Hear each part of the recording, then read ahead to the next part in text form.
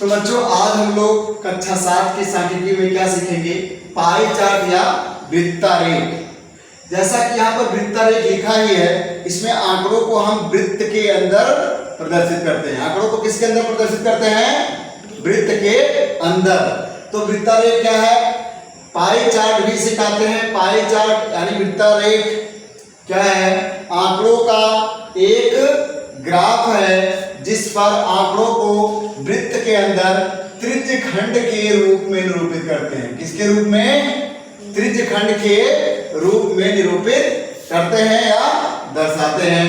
और प्रत्येक खंड यानी प्रत्येक त्रिज्यखंड जो होता है वो विशेष भाग को निरूपित करता है। क्योंकि आंकड़ा है तो उसमें कई तरह के भाग होंगे, यानी उसे वर्गीकृत करेंगे तो उसमें कई तरह के वर्ग होंगे। तो प्रत्येक जो त्रिज्यखंड होगा एक एक वर्ग को निरूपित करेगा, आंकड़े के एक विशेष श्रेणी को क्या करेगा? प्रतिनिधित्व करेगा। ठीक है। अब उसमें जब हम त्रिज्यखंड के रूप में निरूपित करेंगे तो उसमें त्रिज्यखंड का क्या होगा? कोण होगा। क्या होगा? कोण। तो कोण कैसे निकालेंगे? तो केंद्रीय कोण निकालने का तरीका यह है कि विशेष आंकड़ा आप ले लेंगे और उसमें सारे आंकड़ों का योगफल से क्या करेंगे? भाग दे देंगे और उसमें सदैव 360 से गुणा कर देंगे। तो जो मान आएगा वो एक विशेष श्रेणी का केंद्रीय कोण हो जाएगा। जैसे उदाहरण के लिए हम एक साधारण उदाहरण लिए हैं। वार्षिक परीक्षा में अलका के प्राप्तांक, वार्षिक परीक्षा में अलका के प्राप्तांक निम्न हैं। यहाँ पर 5 विषयों का प्राप्तांक लिया गया है। जैसे कि गणित, हिंदी में 70 अंक, अंग्रेजी में 55 अंक, गणित में 90 अंक, विज्ञान में 80 अंक और सामाजिक विषय में 360 अंक प्राप्त किया है। इसको हमको पाई चार्ट के रूप में निरूपित करना है। अब यहाँ पर देखेंगे आंकड़ों का जो है श्रेणी पहले से बना है, हिंदी, अंग्रेजी, गणित, विज्ञान, सामाजिक, इसी को हम वृत्त के अंदर निरूपित करना चाह रहे हैं। तो इसमें क्या करेंगे? हर एक विषय के लिए केंद्रीय कोण निकालेंगे। क्या निकालेंगे? केंद्रीय कोण निकालेंगे।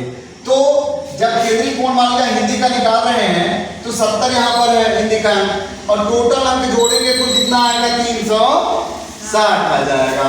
तो 360 से 70 में भाग दिया और गुणे हमको हमेशा से क्या करना है? 360। अब ये 360 से कट जाएगा तो सदैव कोण यहाँ पे 70 अंश बन जाएगा। अगर मान लिया कि टोटल योगफल 360 नहीं रहता तो 360 से 360 नहीं कटता, लेकिन यहाँ पर चूंकि योगफल कितना आया है? 360, इसलिए ये कट करके कोण का मान उतना ही आ रहा है जितना कि प्राप्तांक है। तो इसको हम सभी विषयों का क्या निकाल रहे हैं? केंद्रीय कोण। हिंदी का 70 आया, अंग्रेजी का कितना आएगा? 55 ही आ गया, क्योंकि 55 बटा 360 गुणे 360 कट जाएगा, फिर 55 आया। गणित का 90 जो की है तो 90 ही अंश आया। विज्ञान का 80 यहाँ पे विज्ञान का नंबर है तो 80 अंश आया। सामाजिक का 65 है तो 65 आ गया। यहाँ पर बराबर क्यों आया है?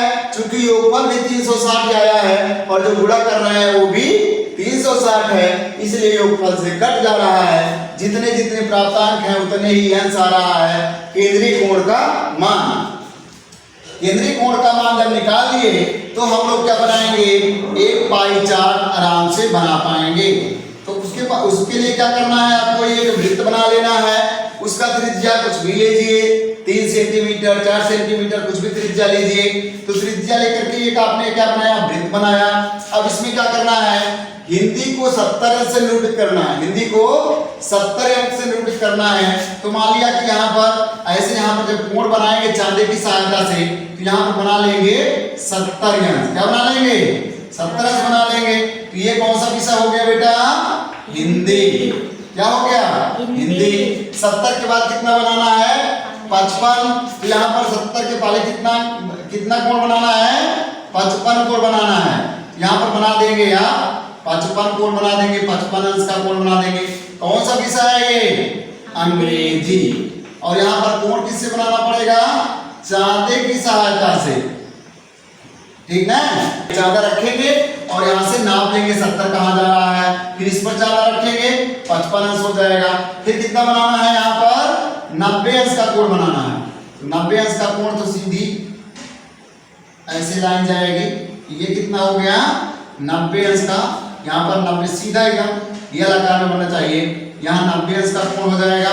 90 के बाद 80 अंश का कोण बनाएंगे। यहाँ पर कितना हो जाएगा 80 अंश, थोड़ा सा ज्यादा हो रहा है। अब ये 90 अंश पर हो गया है। ये देखिए 80 अंश का कोण बना दिए। यहाँ पर 90 अंश कौन सा विषय है बेटा? गणित विषय का है। और 80 अंश किस विषय का है? विज्ञान का है। और यहाँ पर जो बचा कौन सा विषय? सामाजिक। कितना अंश का कोण है? 65। तो ये सामाजिक विषय का हो गया। इस तरह से ये पाई चार्ट बना। क्या बन गया? Pie chart. पाई चार्ट होता क्या है? आंकड़ों का वृत्तीय निरूपण होता है। आंकड़ों का वृत्तीय निरूपण होता है जिसमें आंकड़ों को हम त्रिज्यखंड के रूप में निरूपित करते हैं। त्रिज्यखंड क्या होता है? वृत्त के केंद्र से दो त्रिज्या अगर ऐसे बनाते हैं तो ये किस आकार का बन रहा है? लगभग ऐसे त्रिभुजाकार बनता है। तो इसको इसलिए त्रिज्यखंड कहते हैं।